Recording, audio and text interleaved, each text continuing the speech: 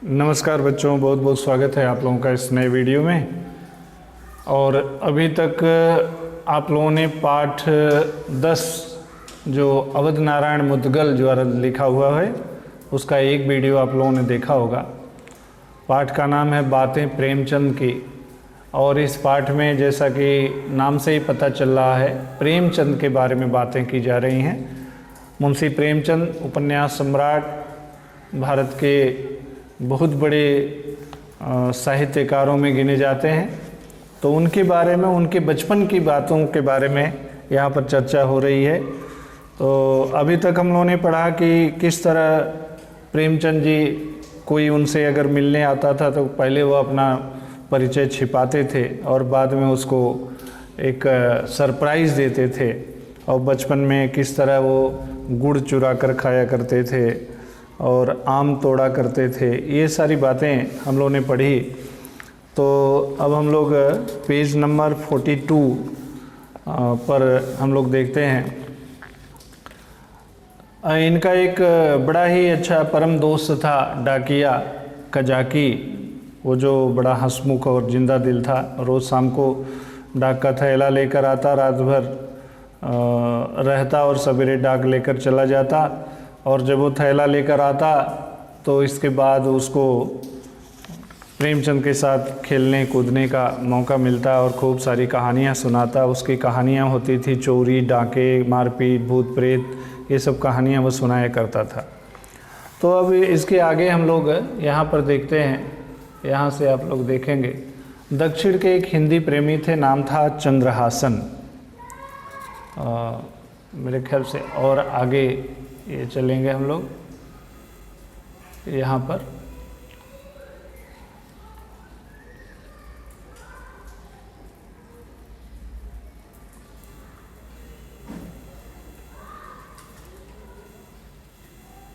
यहाँ से है तो इसको थोड़ा दोहरा लेते हैं। डाक का थैला रखकर वह बच्चों के साथ किसी मैदान में निकल जाता, उनके साथ खेलता, विरह सुनाता, कहानियाँ सुनाता। उसे चोरी, डाके, मारपीट, भूत प्रेतों की सैकड़ों कहानियाँ याद थी। बात हो रही है बच्चों कजाकी के बारे में। जो प्रेमचंद जब छोटे थे बचपन में, तो कजाकी डाकिया था और वह थैला लेकर आता और थैला रख कर के मैदान में बच्चों के साथ खेलने कूदने के लिए निकल जाता। उनके साथ खेलता, विरह सुनाता, कहानियाँ सुनाता। और उसकी कहानियाँ होती थी चोरी की कहानियाँ, डाके की कहानियाँ, मारपीट, भूत प्रेतों की कहानियाँ। ऐसी सैकड़ों कहानियाँ उसको याद थी। उसकी कहानियों में चोर और डाकू सच्चे योद्धा होते थे, यानी चोर और डाकू को वह सच्चे ईमानदार के रूप में वह दर्शाता था, जो लूटकर दीन दुखी प्राणियों का पालन करते थे। वो उसकी कहानी में जो चोर डाकू होते थे वो बड़े ईमानदार होते थे और धनवान लोगों को लूट करके वो दीन दुखियों, गरीबों का पालन करते थे, उनकी मदद करते थे। नवाब को उसकी कहानियों में ही सबसे ज़्यादा मज़ा आता था। और नवाब यानी धनपत यानी प्रेमचंद, इनको कजाकी की कहानियाँ बड़ी अच्छी लगती थी। इनको उस कहानी में बड़ा मज़ा आता था। वे किससे उसके अंदर भविष्य के कहानीकार का बीज रोप रहे थे। जो कहानियाँ ये बचपन में कजाकी के द्वारा सुन रहे थे, उस कहानी के बीज इनके अंदर पनप रहे थे। यानी धीरे धीरे आगे चलकर जो बड़े कहानीकार बने, बहुत तमाम कहानियाँ लिखे, तो इन कहानियों पर कजाकी का भी बड़ा असर था। अब यहाँ पर आगे देखते हैं, यहाँ से अब कुछ बचपनी शौक देख लिए जाएं। नवाब को गुड़ खाने का बेहद शौक था। तो अब बचपन के शौक के बारे में बता रहे हैं नवाब यानी धनपत यानी प्रेमचंद के बारे में लेखक बता रहे हैं, अवध नारायण मुदगल। तो कह रहे हैं कि बचपन में इनको गुड़ खाने का बड़ा शौक था। चुरा चुरा कर गुड़ खाया करते थे। बच्चों, आप लोग भी कभी कभी मम्मी जिस चीज़ को मना करती होंगी वो चुरा चुरा कर खा जाते होंगे। और ज़्यादा नहीं करना चाहिए, लेकिन ये सब बचपन की मस्तियाँ हैं, शरारतें हैं। और ये इससे माँ बाप बहुत दुखी नहीं होते, बड़े खुश होते हैं। तो गुड़ चुरा चुरा कर भी खाया करते थे। कहते थे गुड़ मिठाइयों का बादशाह है। और वो कहते थे कि गुड़ जो है सारी मिठाइयों का बादशाह है, यानी सब मिठाइयों का सरदार है। गुड़ की चोरी का एक वाक़या उन्होंने बयान किया। उन्होंने एक बार गुड़ की चोरी के बारे में बताया था कि अम्मा 3 महीने के लिए अपने मैके यानी धनपत के ननिहाल गई थी और उस समय ये घर में बिल्कुल अकेले थे। 3 महीने में इन्होंने 1 मन गुड़ का सफाया कर दिया। मन बच्चों होता है 40 किलो, 40 किलो को मन कहते हैं। तो 40 किलो गुड़ इन्होंने 3 महीने के अंदर ख़त्म कर दिया था। जाते वक्त अम्मा ने 1 मन गुड़ लेकर मटके में रखा और उसके मुंह पर एक सकोरा रखकर मिट्टी से बंद कर दिया और मुझे ताकीद कर दी कि मटका न खोलना। और जब इनकी माँ जा रही थी मायके तो इन्होंने 1 मन गुड़ खरीदा था और उसको एक बड़े मटके में रख कर के और उसके ऊपर सकोरा, जिसको गांव में कसोरा भी बोलते हैं, सकोरा बोलते हैं, तो उसको रख कर के मटके के ऊपर और मिट्टी से लेप लगा दिया, यानी उसको सील कर दिया, बंद कर दिया। और इनको ताकीद कर दी थी, ताकीद मतलब चेतावनी दे दी थी कि इस मटके को मत खोलना। तो मुझे सख्त ताकीद कर दी थी कि मटका न खोलना। मेरे लिए थोड़ा सा एक गुड़ हांडी में रख दिया था और इनके लिए थोड़ा सा एक गुड़ दूसरी हांडी मिट्टी का बर्तन उसमें रख दिया था। वह हांडी मैंने 1 हफ्ते में सफ़ा चट कर दी। और ये बताते हैं कि उस हांडी का जो गुड़ था इन्होंने 1 हफ्ते में ही ख़त्म कर दिया। अब मुझे गुड़ का ऐसा चस्का पड़ गया कि हर वक्त वही नशा सवार रहता। और ये बताते हैं कि इनको गुड़ का इतना चस्का यानी इतना शौक़ हो गया और इतनी आदत पड़ गई कि हर वक्त जैसे इनको गुड़ खाने का नशा सवार रहता। मेरा घर में आना गुड़ के लिए सामत आना था और जैसे ही ये घर में प्रवेश करते समझ लो गुड़ के ऊपर मुसीबत आ जाती थी, यानी बस वह ख़त्म होने लगता। तो 1 हफ्ते में हांडी ने जवाब दे दिया। मटका खोलने की सख्त मनाही थी और अम्मा के घर आने में अभी पौने 3 महीने बाकी थे। तो 1 हफ्ते में ही तो इनकी हांडी का गुड़ ख़त्म हो गया और मटका खोलने के लिए माँ ने मना कर दिया था। लेकिन माँ को आने में अभी पौने 3 महीने बाकी थे, तो पौने 3 महीने ये कैसे रुके बिना गुड़ खाए। एक दिन तो मैंने बड़ी मुश्किल से जैसे तैसे सब्र किया, यानी हांडी का गुड़ ख़त्म होने के बाद 1 दिन तो इन्होंने किसी तरह बिताया।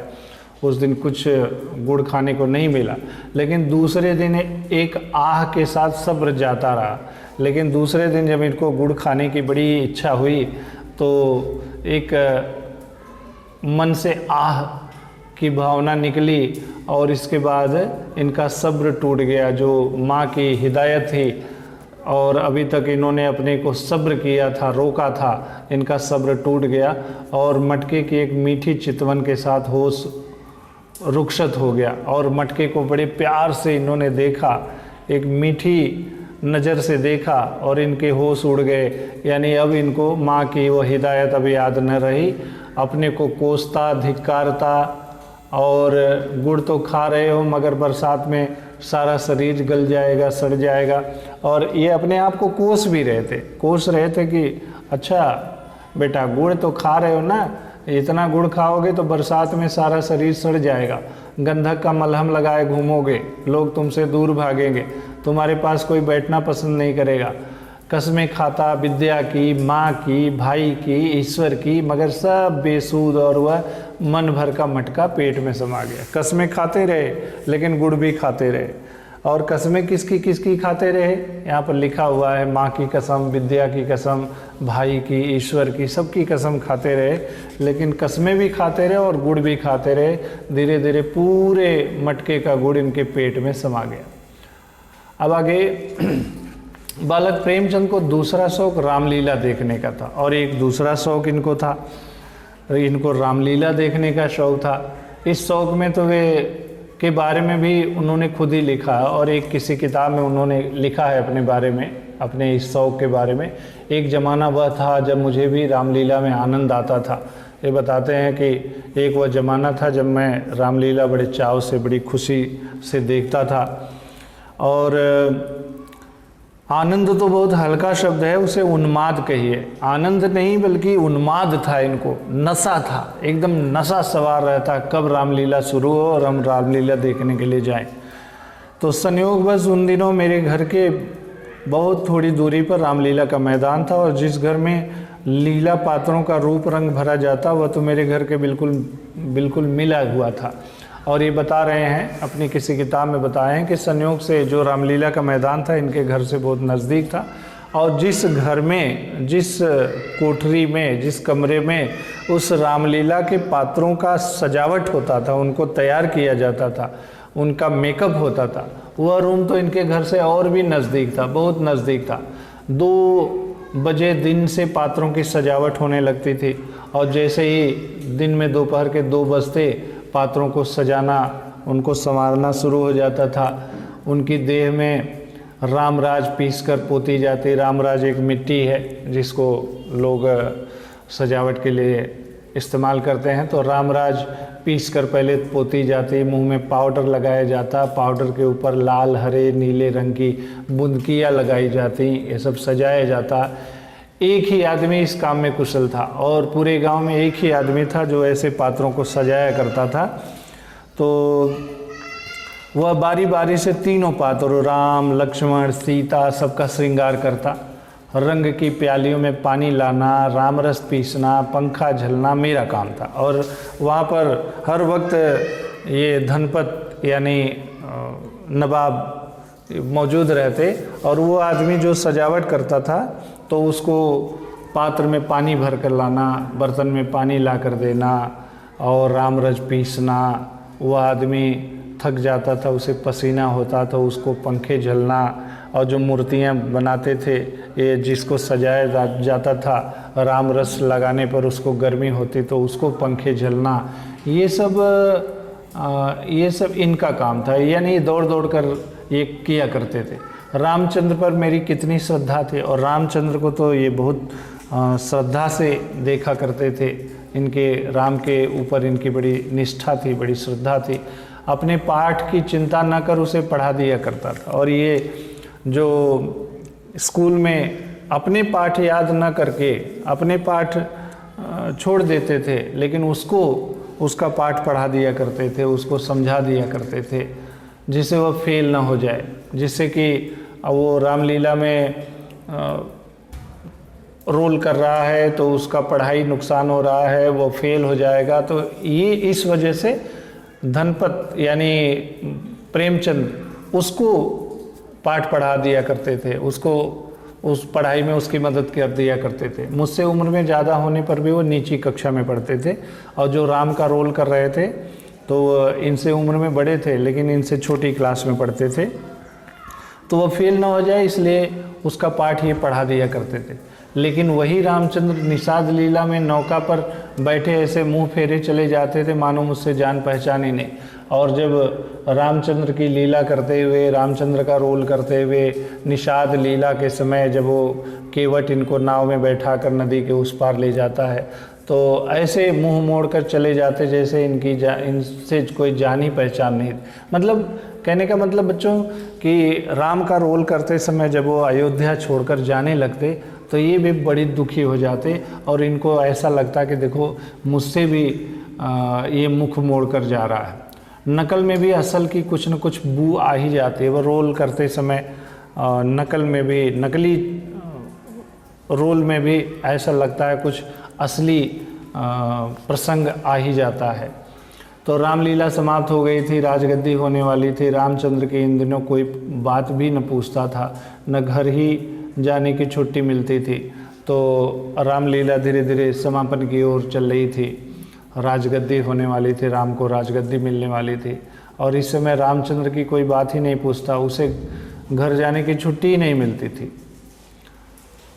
चौधरी साहब के यहाँ से एक सीधा कोई 3 बजे दिन को मिलता था, बाकी सारे दिन कोई पानी को भी नहीं पूछता। मेरी श्रद्धा ज्यों की त्यों थी। और ये कह रहे हैं कि जब राम का रोल करते समय राजगद्दी का समय होता तो उस समय वो मंच को सजाने में सब लोग उसमें बड़े व्यस्त थे, और राम बेचारे जो राम का रोल करते वो कमरे में बैठे बैठे इंतज़ार करते रहते, उनको कोई पूछता नहीं।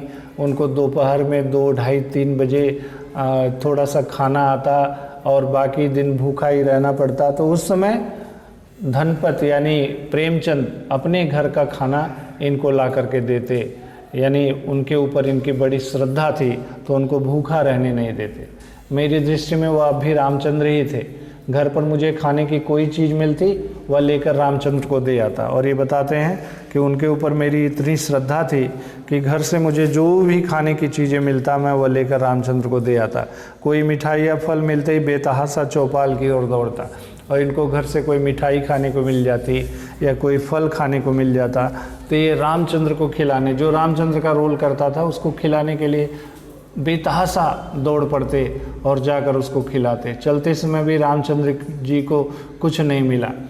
और जब रामचंद्र जाने लगे, यानी रोल समाप्त हो गया, अब उनकी विदाई हो रही थी, तो उनको कुछ दिया नहीं गया, कुछ पैसे वैसे नहीं मिले। तो इनके पास जो भी थे, इनके पास 2 आने पैसे पड़े हुए थे और वो 2 आने इन्होंने वो शर्माते शर्माते रामचंद्र को दे दिए। उन पैसों को देखकर रामचंद्र टूट पड़े, मानो प्यासे को पानी मिल जाता। और पैसे को देखकर रामचंद्र टूट पड़े, जैसे प्यासा पानी देखकर टूट पड़ता है और जल्दी से पानी पीने लगता है, वैसे ही वो पैसा ले लेते। वही 2 आने लेकर तीनों मूर्तियां विदा हुई, केवल मैं ही उनके साथ कस्बे के बाहर तक पहुंचाने आया। तो वही 3 आने पैसे लेकर ये सारे लोग विदा हुए और कस्बे के बाहर तक, गांव के बाहर तक उनको पहुंचाने के लिए भी प्रेमचंद गए। इस तरह माँ और दादी के प्यार में लिपटे हुए प्रेमचंद के बचपन के दिन बड़ी मस्ती में बीत रहे थे। माँ और दादी इनको बड़ा प्यार करते थे, इनका दिन बड़े मस्ती से बीत रहा था। आसमान से इस बच्चे का सुख न देखा गया और ऐसा लगता है कि भगवान को इनका सुख अच्छा नहीं लगा, देखा नहीं गया। और उसी साल जब ये करीब 12 वर्ष के थे तो उसी साल इनकी माँ ने बिस्तर पकड़ लिया, यानी इनकी माँ बीमार हो गई। और नवाब अभी पूरे 12 वर्ष कह रहा था मैं, 8 साल के जब थे तभी इनकी माँ बीमार हो गई।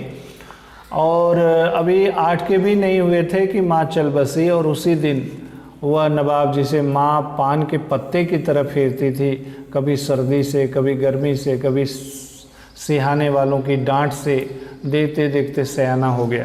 तो वह रामचंद्र जो अभी माँ का प्यार पूरी तरह पाया भी नहीं था कि 8 वर्ष की उम्र में इनकी माँ का देहांत हो गया। माँ इनकी चल बसी, जो इनको दिन भर पान के पत्ते की तरह, जैसे पान वाले हमेशा पत्ते को फेरते रहते हैं, गल न जाए, सड़ न जाए, वैसे ही माँ हमेशा इनकी देखभाल करती रहती थी, इनको सहलाती रहती थी, इनको खाना खिलाती, इनको नहलाती, इनकी सेवा करती।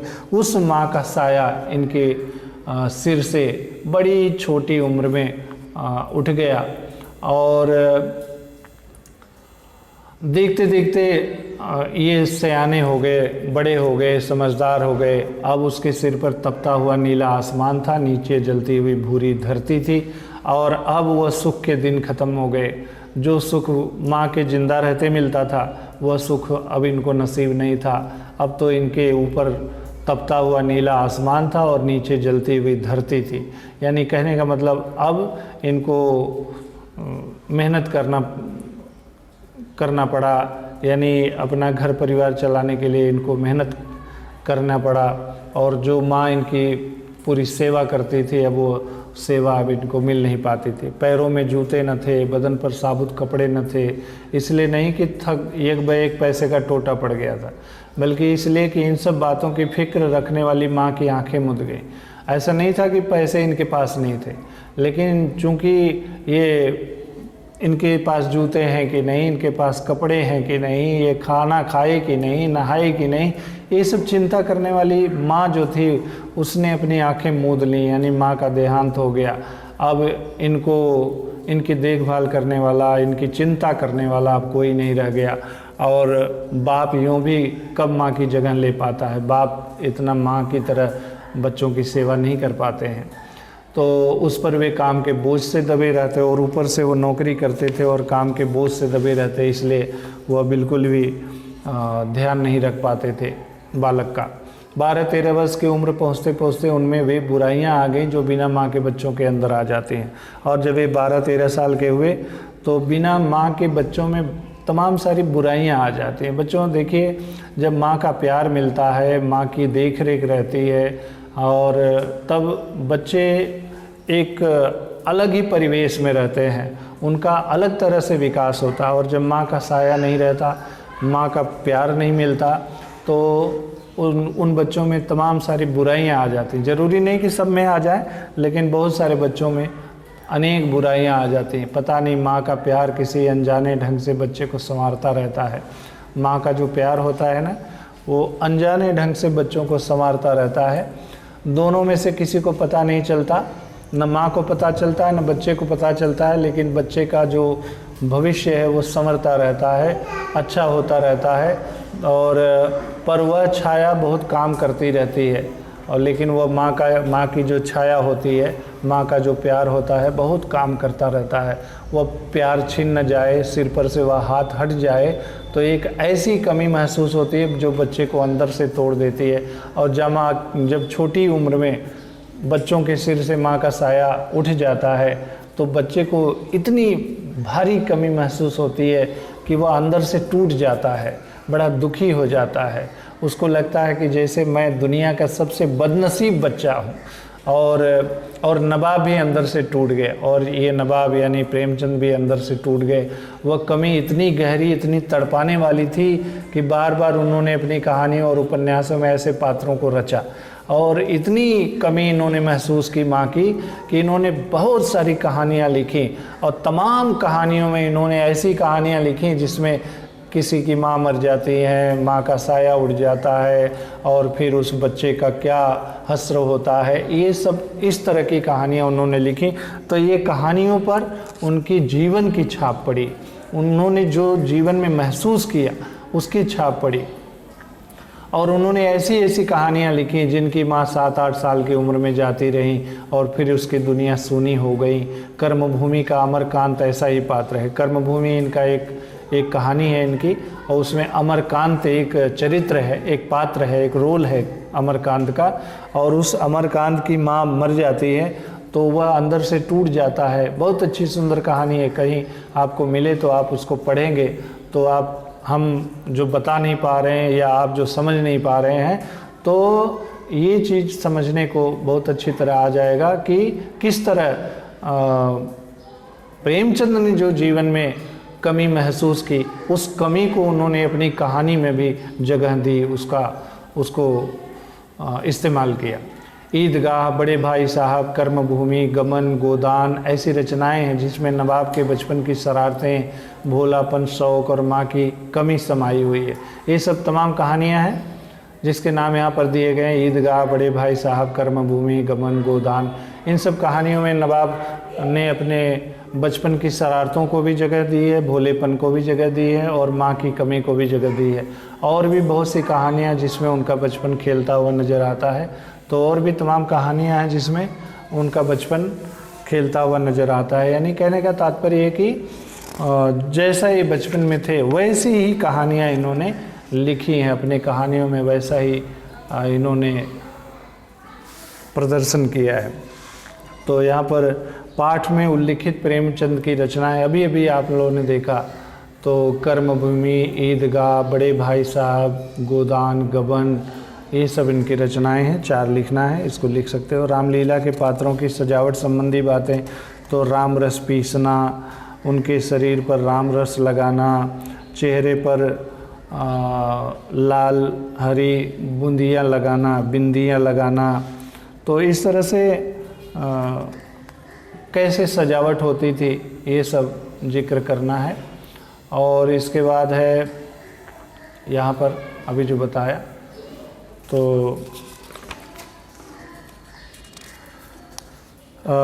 उनके कैसे सजावट होती है, तो पहले में आप लोग लिख सकते हैं उनकी देह में रामरस पीस कर पोती जाती, मुंह में पाउडर लगाया जाता, फिर पाउडर के ऊपर लाल हरे नीले रंग की बुंदकियाँ लगाई जाती, और इस तरह उनका श्रृंगार किया जाता।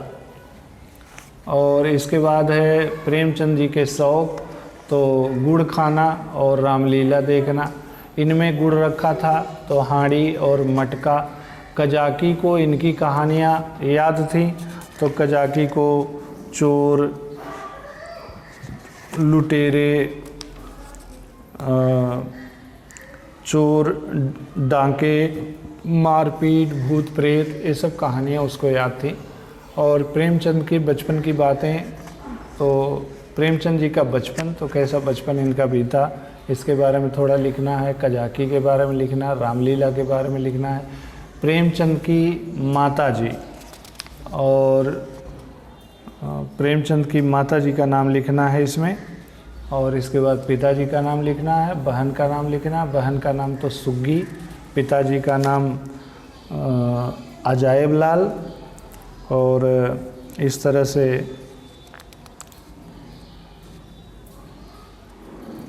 और इनकी माँ का नाम आप लोग ढूंढ करके लिख सकते हैं।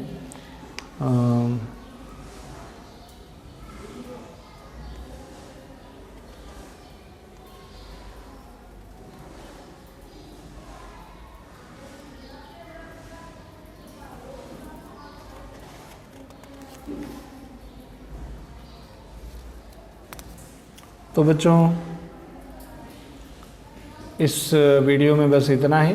आप लोग पाठ को एक बार 2 बार पढ़ेंगे तो आप लोगों को बहुत सारी बातें अपने आप समझ में आ जाएंगी। आज के दिन इतना ही। बहुत बहुत धन्यवाद।